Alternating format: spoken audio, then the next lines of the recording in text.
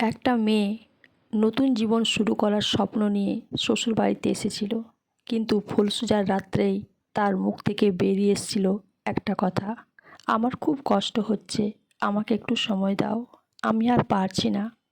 সে ভেবেছিল তার স্বামী হয়তো তার অনুভূতিটা বুঝবে, কিন্তু পরের দিন সকালেই শুরু হলো এমন এক অধ্যায় যার জন্য সে একেবারেই প্রস্তুত ছিল না।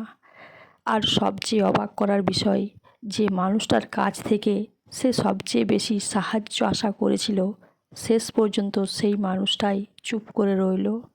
বিয়ের পর নতুন বউটা অনেক স্বপ্ন নিয়ে এসেছিল নতুন সংসারে, নতুন বাড়ি, নতুন মানুষ, সব কিছুই তার কাছে অচেনা। সে শুধু চেয়েছিল স্বামী আর পরিবারের মানুষগুলো তাকে একটু বুঝুক, কিন্তু বিয়ের প্রথম রাত্রেই পরিস্থিতি আর প্রত্যাশার মতো হলো না। মেয়েটা বারবার বলছিল, একটু থামো, আমার কষ্ট হচ্ছে, কিন্তু তার অস্বস্তি যেন কেউ গুরুত্ব দিয়েই দেখছিল না। শেষ পর্যন্ত রাতটা তার কাছে আনন্দের স্মৃতি না হয়ে একটা ভয়ের স্মৃতি হয়ে রয়ে গেল। পরদিন সকালে ঘুম থেকে উঠতেই শাশুড়ি কড়া গলায় বলল, এতক্ষণ ঘুমিয়ে থাকলে এই সংসার চলবে কিভাবে? নতুন বউ কিছু বলল না। সে তখনও আগের রাতের মানসিক ধাক্কা সামলাতে পারছিল না। এর মধ্যে শাশুড়ির একের পর এক খোঁটা শুরু হলো, বাপের বাড়িতে কি কোনো কাজ শেখোনি? এই বাড়িতে থাকতে হলে আমার মতো চলতে হবে।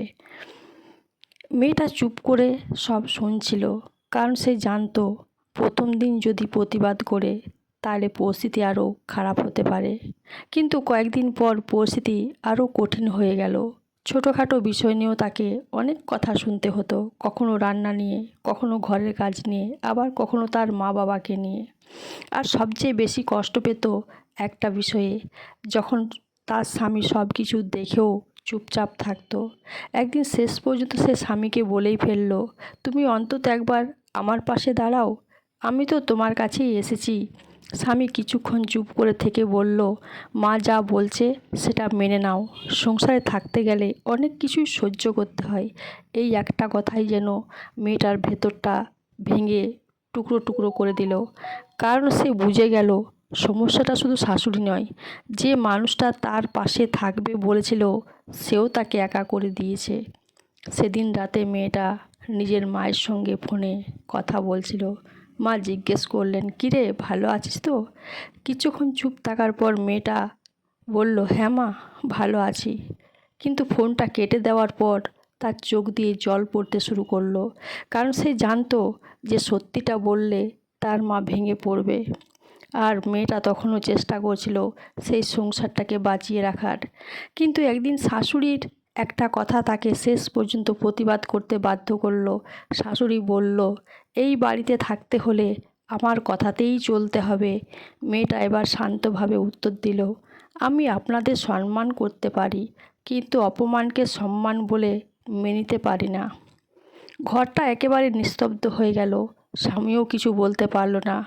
মেয়েটা আরও বলল, আমি এই বাড়িতে ঝগড়া করতে আসিনি, আমি একটা পরিবার পেতে এসেছি।